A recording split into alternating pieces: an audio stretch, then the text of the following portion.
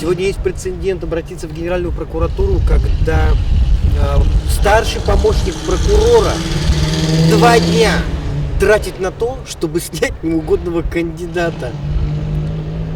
Я ни разу не видел в своей практике, работая в органах государственной власти, муниципальной, чтобы прокурор тратил несколько часов даже на защиту погорельца.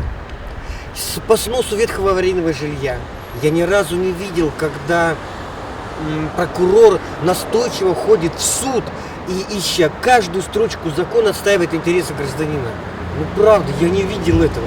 Но я сегодня очень был поражен такой искренней прямо заботой о том кандидате Гореве, которого нужно, интерес которого нужно защитить, а меня нужно снять. Позор. Я ничего другого не могу сказать. Мы все еще впереди. А Горев сам присутствовал? Нет, конечно. Представителю Единой партии «Единая Россия», значит, от кандидата Горев был задан вопрос. А сам-то Горев знает о ситуации, которая сейчас проходит судебное разбирательство, и он ознакомливался с материалами дела и так далее. Она прямо сказала: я не знаю, мы об этом не говорили, то есть у меня не было такой возможности встретиться. То есть его вообще даже в природе нет. Выдана доверенность, и от лица человека делать, что хочешь. Позор. Я ничего не буду сказать, но все еще впереди. Я надеюсь, все будет хорошо.